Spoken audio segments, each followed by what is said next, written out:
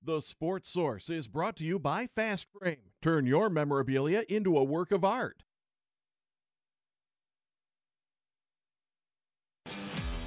This is the Sports Source, presented by Bill Hotz and Associates, and by Renewal by Andersen, with your host, John Pennington. Good Sunday morning, good Super Sunday morning. Welcome into the Sports Source. We're happy to have you with us. Sports Source presented by Bill Hotz and Associates this morning, and we've got a lot of stuff to talk about with me and my associates here. We're going to be discussing Tennessee basketball in an unbelievable role. We got some numbers for you. I think this team is better than a lot of people realize, and we'll show you why I think that a little bit later. We'll also have a little quick little snippet on how things are looking for UT as we close in on signing day. Tennessee football stuff in there. We've got Super Bowl prop bets that we do every year that you can play along with, that we kind of make our own up here in time into Tennessee basketball a little bit so we can keep track of that. Keep track at home, play along. We've got a packed show, so let's start it. First segment of our show, brought to you by my friends at Bill Hotz and Associates. Each year, folks, there are about 1,000 car accidents in Knox County alone, and about 300 of those involve injuries. That's just Knox County. If you're one of those folks injured in an accident, call the people who specialize in protecting your rights in that type of accident. You shouldn't pay the doctor's bills. Call Bill Hotz and Associates. Bill Hotz and Associates. Those are the folks to reach out to. You see their website right there. We thank them for bringing you today's show. I thank these guys for being on today's show. We have our basketball analyst, Mr. Mark Pankratz, former D1 basketball player, former Vol assistant under Bruce Pearl and under Conzo Martin. Thanks for joining us. Josh Ward, Mike Strange, Chuck Cavaleras. Gentlemen, thanks to all of you. Chuck, at any point during the day, may be picking up, you may catch him on his cell phone placing bets. No, you won't, John. Sunday. Yeah, exactly. There we go. All right. Tennessee explodes in the second half yesterday in a good way to blow out Ole Miss 94-61. Biggest SEC win for the Vols since 2014. Tennessee's fifth win in a row. They're eighth in 9 games, and it was the third straight UT win by at least 23 points. 3 straight wins by 23 points or more. This from a team that was already projected by some to be a 3 seed already in the NCAA tournament. I'm just going to open it up here, guys. You can talk about yesterday's game. You can talk about the way this team is on a hot roll and the way they're playing right now.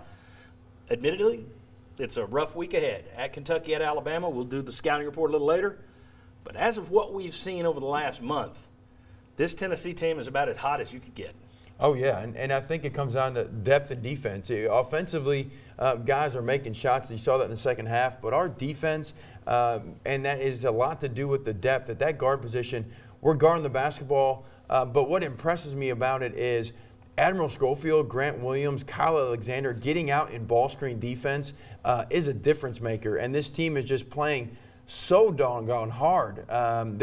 They don't beat themselves. They take care of the basketball, leading the conference in assists. I mean, they're just playing really, really good basketball.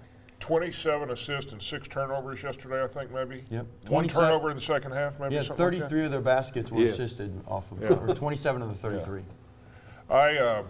I saw somebody tweet last night that this is the most fun Tennessee basketball's been since Bruce Pearl's last year. And then so that year wasn't fun. I would go the year before that. Yeah. But anyway, so I looked it up. They won 8 out of 9. Conzo's 3 years had an 8 out of 9, a 9 out of 10, and an 8 out of 9 streak that somehow we've kind of forgotten. Even Donnie Tyndall had an 8 out of 9 streak, but his wasn't all SEC games like these are right now. And you've added some depth with some post players, too. I mean, Grant Williams, he only, I think, 22 minutes yesterday, and they gave him Friday off. Because don't forget, last year Tennessee was playing pretty well and then got later in the season and just kind of faded.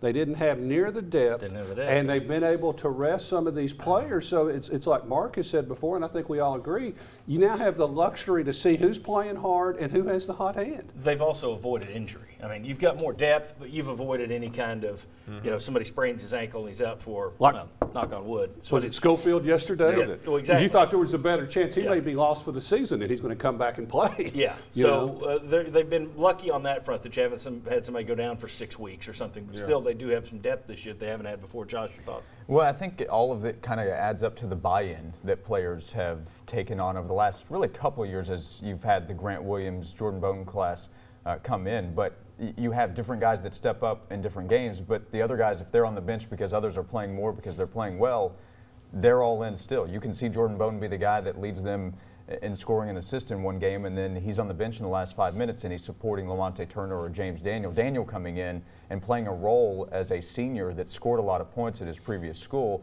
Kyle Alexander continuing to develop. All of those things really have added up for Tennessee. And I think it has a lot to do with what you've seen in other sports. You know, you'll watch it, look at this Tennessee roster, guys that really they weren't thought highly of coming out of high school. Then they come here and Barnes and the staff has them overproducing. They're exceeding expectations. Football, you haven't always seen that. I'm not a football guy, but you've had a lot of highly touted recruiting classes come in, and maybe they haven't played as hard or they haven't reached potential. Same thing on the Lady Vol side.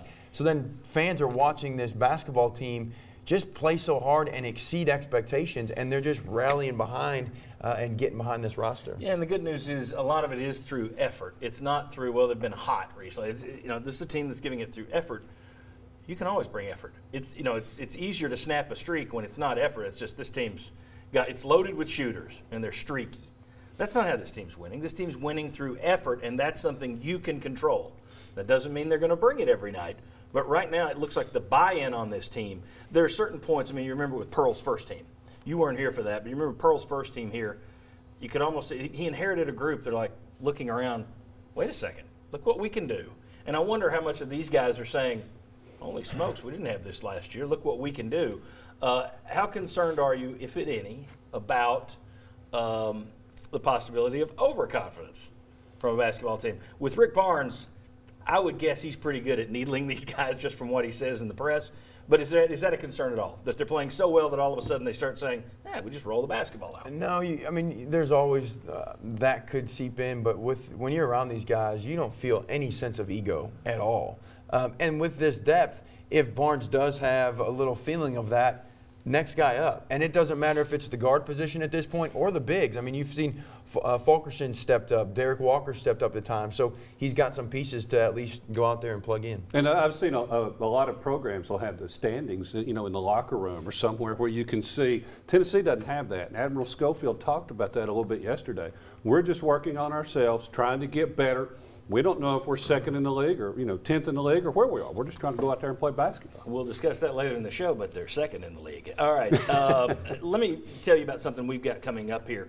On Wednesday, February 21st, we're doing a charity event. It's called Vol Story Time, presented by the Sports Source to benefit Friends of Literacy, a great cause that helps East Tennesseans right here learn to read. And there's a correlation between the number of people in prison and illiteracy, and this group is trying to eradicate that here locally. 7:30 to 9:30 at Calhoun's on the River. All you have to do is buy a ticket. You can come down. Some of the VFLs you've seen on our show are going to be there, and you can do a Q&A with them. If you ever sit there and say, I wish John would shut up, or some of these other guys would ask them this, now you can. You can be there asking the questions. It's $15 a ticket. The whole thing goes to Friends of Literacy. We're going to have an auction to follow, autographs, that kind of thing. Email me, john@mrsec.com. Email me, and I'll tell you how to line up the tickets. I don't know if we'll have 15 people or 500, but I hope you'll do it. I'm asking you to do it. It's a great cause. We don't do a lot of these things, haven't in the past. If this goes to success, we'll continue to do these types of events. Great way for you to come out and meet a lot of the VFLs you see here on the show, and I'm sure I'll lure some of these other guys from the show down there as well. There's free food, so Chuck will be there. When we come back, the Tennessee basketball team is playing at a hot clip. We'll show you how hot next. But the attendance was great yesterday, kind of sketchy at points. We'll discuss what's up with the attendance. Come on back.